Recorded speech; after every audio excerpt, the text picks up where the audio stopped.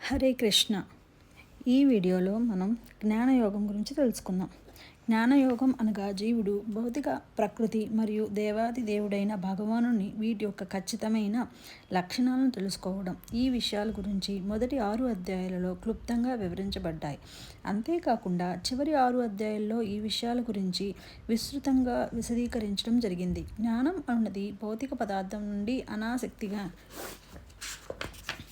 పెంపొందించడం మరియు కృష్ణుడితో తదుపరి అనుబంధాన్ని పెంపొందించడంతో మనకు సహాయపడుతుంది. ఈ విధంగా జ్ఞానం అనునది భక్తి మార్గమునకు ద్వారం వంటిది. దీని గురించి మధ్య భాగంలో వివరించబడి ఉన్నది. భక్తి యొక్క స్పర్శ లేకుండా కర్మ జ్ఞానం రెండూ పనికిరావు. భౌతిక శరీరం అనేది కార్యకలాపాల క్షేత్రం. దాన్ని తెలిసిన వారు జీవాత్మ మరియు కృష్ణుడు. జ్ఞానం అనున్నది వినయం, సహనం మొదలైన 20 అంశాలు కలిగి ఉంటుంది. జ్ఞానం యొక్క లక్ష్యం ఆత్మ మరియు పరమాత్మ. జీవుడు భౌతిక ప్రపంచంలోని ప్రకృతి యొక్క 3 గుణములతో సాంగత్యం చేస్తూ తనకు తాను భక్తు అనుకుంటూ ఈ భౌతిక ప్రపంచంలో శరీరాలను మారుస్తూ ఉంటాడు. కానీ నిజమైన పురుషుడు పరమభోక్త కేవలం ఆ దేవాది దేవుడు శ్రీకృష్ణుడు మాత్రమే. జీవుడు మాత్రమే కార్యాచరణ చేసేవాడు కాదు. జ్ఞాన దృష్టితో ద్వారా జీవుడిని ప్రకృతి మరియు భగవంతుని సరిగ్గా చూడగలరు. భౌతిక ప్రకృతి యందు భగవంతుని ద్వారా బీజ ప్రదానం చేయబడును. కావున కృష్ణుడు అన్ని జీవులకు తండ్రి, ప్రకృతి వారికి తల్లి. జీవుడు భౌతిక ప్రకృతి త్రిగుణాలచే బుద్ధుడు అవుతాడు. సద్గుణము, రజోగుణము, తమోగుణము గుణముల ప్రాముఖ్యత కోసం ఒకదానితో ఒకటి పోటీ పడుతూ మరియు జీవుని యొక్క చర్యలు గమ్యం పైన ప్రభావం చూపుతున్నాయి.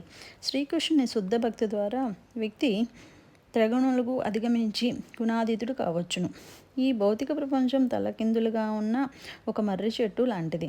అనాసక్తికి అనే గొడ్డలితో దాన్ని ఛేదించి కృష్ణుని శరణాగతి అవుతూ ఆధ్యాత్మిక లోకాన్ని చేరుకోవచ్చు. జీవుడు శ్రీకృష్ణునికి ఒక అంశం మాత్రమే. కానీ మనసు, ఇంద్రియాలు భౌతిక అవ్వడం వల్ల జీవుడు పరివర్తన చెందుతూ ఉంటాడు. శ్రీకృష్ణుడు అందరి సంరక్షకుడు. పరమాత్మగా అన్ని కార్యకలాపాలను ప్రారంభించేవాడు.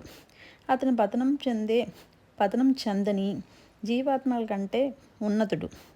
అతనే అందరి పరమాత్ముడు. కృష్ణుడు తెలుసుకోవడం అంటే అన్ని విషయాల గురించి తెలుసుకోవడం. దైవభక్తి కలవారు దైవ లక్షణాలను కలిగి ఉంటారు. రాక్షసత్వం కలిగిన వ్యక్తులు రాక్షస గుణాలను కలిగి ఉంటారు. అంతేకాకుండా వారి కార్యకలాపాలు వారి నరకానికి మరియు దిగువ జాతుల్లోని ప్రవేశించేలా చేస్తాయి. శాస్త్రాలు అనుసరించడం ఉన్నతిగా కలిగించడం, వాటిని విస్మరించడం అధోగతిని పాలు చేస్తుంది.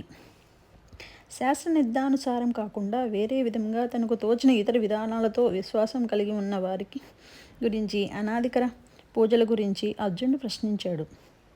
ప్రకృతి త్రిగుణాల ప్రజలు విశ్వాసాన్ని నిర్ణయిస్తాయని, వీరు తీసుకునే ఆహారం, వారు చేసే జ్ఞానం యజ్ఞం, వారి తపస్సు, అంతేకాకుండా వారి దానాల వల్ల దాని గురించి తెలుసుకోవచ్చు అని కృష్ణుడు చెబుతాడు.